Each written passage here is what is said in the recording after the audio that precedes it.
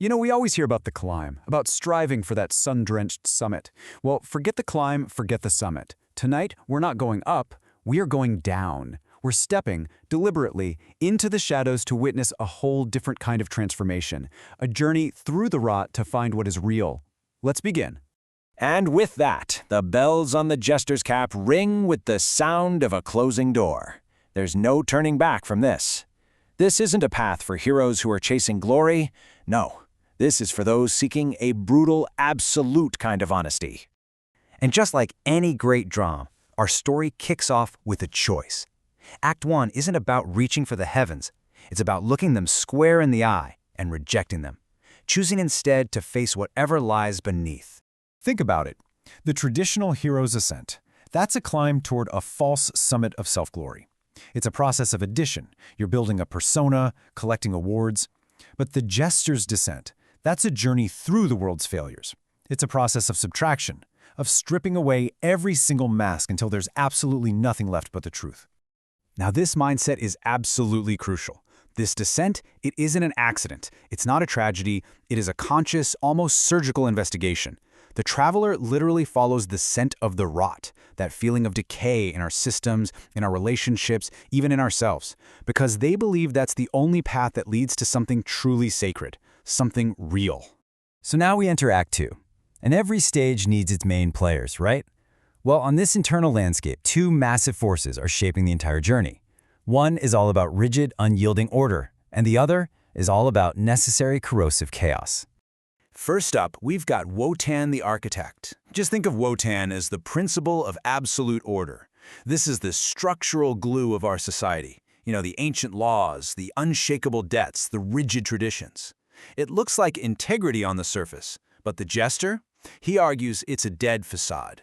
A system built not for truth, but just to keep that terrifying void of uncertainty as far away as possible. And the jester's critique here is just scathing. He calls Wotan's world a museum for performative souls. I mean, what an image. It's a place full of beautiful, dead things where everyone plays their part perfectly because they are terrified of the messy, unpredictable, raw radiance of actual reality. It's basically certainty, but bought at the price of life itself. And pushing back against all that rigidity, you've got the catalyst for all change, Mephistopheles, the negator. He's called the minister of the divided self. Now, he's not a guide in any normal sense of the word. He's more like an irritant. He's the stinging grit, like a grain of sand inside an oyster, that forces the soul to stop, to question, and to really look at the gap between who it pretends to be and who it actually is. And that friction? It is a mandatory prerequisite for any real transformation. Okay, so the players are in place, and now the conflict can really begin. Act 3 shows us that this whole thing is an inside job. It's an internal war, where the descent gets triggered by turning the traveler's own psychology against the very identity they've spent their life building. See, Mephistopheles doesn't attack from the outside.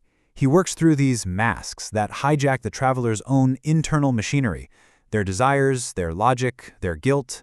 He kicks off an internal war, where your own mind becomes the weapon used to dismantle the artificial you. And the first weapon he uses is the Iron Hound. This mask, it sniffs out your raw, unspoken wants, all those things you truly desire, but you've buried deep down to fit in. It doesn't just show them to you, it gives you the practical how to actually get them. It uses the gut's primal honesty to completely shatter the polite fiction of social niceties. The second weapon, the cold scale, is way more subtle. It uses the logic of convenience. It taps into the ego's own rationalizations, so the traveler thinks they're making all these clever self-serving bargains, but with each logical step, they're actually being led deeper and deeper into the valley of shadows, straight towards a confrontation they have no chance of winning. And that, of course, leads us to the climax of the whole journey, Act 4. This is where every illusion just shatters. It's that direct, inescapable confrontation with the self in a realm that's literally made of unspoken truths. Welcome to the 10,000 Hells. And look, this isn't fire and brimstone. It's something far more personal and, honestly, far more terrifying. So what are these hells? They are the accumulated weight of every single truth you've left unspoken. Every time you failed to act when you knew you should have. Every single choice you made for comfort over the difficult, painful act of knowing yourself. It is an internal landscape built from your own avoidance. At the heart of these hells is something called the uncanny mirror. I want you to just imagine looking out a window, expecting to see the sky, the world, but instead all you can see is the back of your own head. It's a powerful metaphor, isn't it? It means there's no outside perspective left. You can't look away from yourself anymore. You are forced to see everything you've been refusing to see. And that right there is the essence of this geometry of the grotesque. It takes what's familiar to you, your home, your memories, your own face, and it twists it just enough to make the hidden decay, the rot you've been ignoring, suddenly and utterly impossible to miss. It's your own life, made unhomely. So, after a shattering experience like that, what comes next? Annihilation? No. The final act of this journey is actually one of profound, if unsettling, synthesis. It's about building something totally new from the wreckage. Right here, the breaking of the self gets completely reframed. A cracked mask isn't some failure to be mourned. It's a breakthrough. It is the first and the only real opening that allows that emerald light of reality to finally shine through the performance. And this brings us to the final, almost alchemical stage, the triple-tongued synthesis. All of that stinging grit from Mephistopheles, it finally gets refined into a pearl of revelation. The traveler learns how to hold three opposing truths at the exact same time: the friction of the pit, the unconditional light of the star, and even the structural necessity of the glue. You see, integrity isn't about choosing one, it's about holding the tension of all three.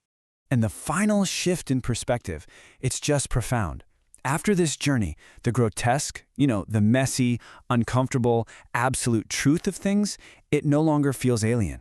In fact, it starts to feel like home, because you finally realize that absolute honesty is the only foundational ground you can actually stand on. So, the journey ends not with some neat answer, but with a question. Once the room of your own soul is fully illuminated, with no shadows left for you to hide in, what do you do with a lit room?